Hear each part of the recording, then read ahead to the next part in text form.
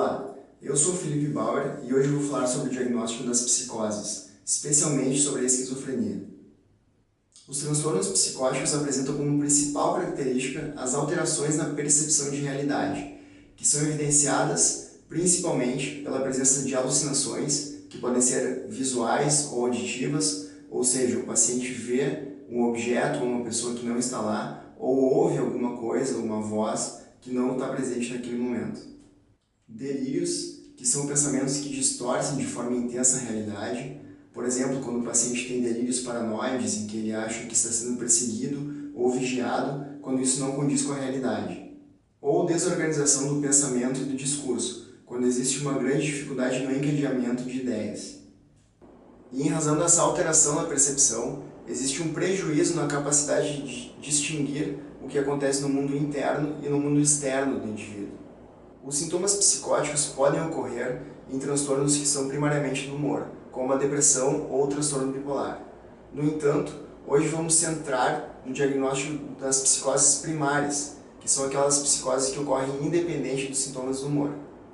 Pode-se classificar as psicoses primárias da seguinte forma. A esquizofrenia é caracterizada por pelo menos 6 meses de sintomas, e durante pelo menos um mês é preciso que haja a presença de sintomas psicóticos. Além disso, o indivíduo apresenta um desempenho prejudicado, afeto embotado ou inapropriado. Se ocorrerem alterações do humor, elas devem ter duração menor do que a síndrome psicótica. Já no transtorno esquizoafetivo, não se consegue diferenciar entre a esquizofrenia e outros transtornos do humor, como o transtorno bipolar ou depressão. Então esse é um diagnóstico de exclusão. E um quadro do humor deve ser persistente. No transtorno delirante, os delírios geralmente não são bizarros. São estruturados e duram pelo menos um mês, e não há alucinações, nem incoerência ou frouxidão de pensamento. E o afeto do paciente se apresenta congruente com o pensamento. Existem duas formas de transtornos psicóticos que precedem o diagnóstico de esquizofrenia. Uma forma é o transtorno psicótico breve, que tem uma apresentação clínica como a da esquizofrenia, mas os sintomas duram entre um dia e um mês.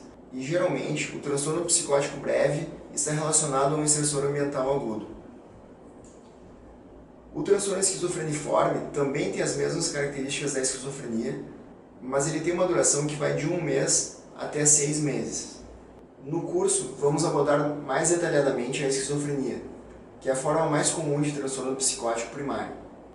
A esquizofrenia atinge um pouco menos de 1% da população, e geralmente os primeiros sintomas ocorrem ao redor dos 20 anos.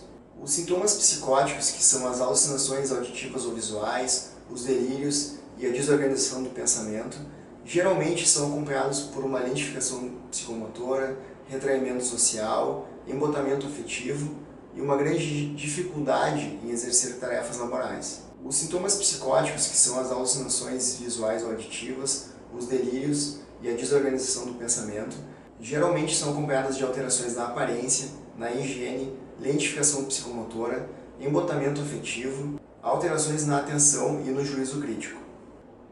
Então, o ponto-chave para o diagnóstico da esquizofrenia é a presença de sintomas psicóticos associados com um prejuízo funcional, como o discurso desorganizado e disfunção cognitiva, e até algumas anormalidades no sistema motor, como alterações na marcha e lentificação. As alucinações e os delírios são o que chamamos de sintomas positivos, ou seja, são sintomas que estão presentes e que não são esperados no desenvolvimento adequado. E existe um outro grupo de sintomas que são chamados de sintomas negativos, ou seja, eles representam um prejuízo nas capacidades que seriam esperadas no indivíduo se ele não tivesse a doença. Os sintomas negativos são o embotamento afetivo, que é a dificuldade em expressar afetos e emoções.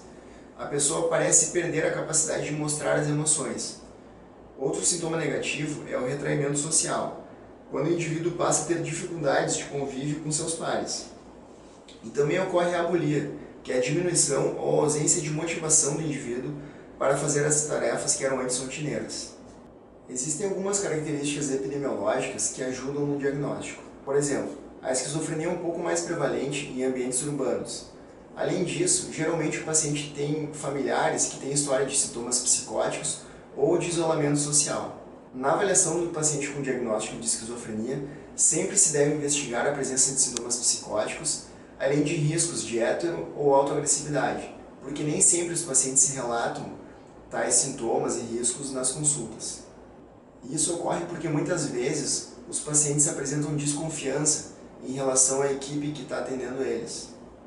Os principais diagnósticos diferenciais da esquizofrenia e dos transtornos psicóticos são os transtornos de humor, ou seja, depressão e transtorno bipolar, e o transtorno por uso de substâncias.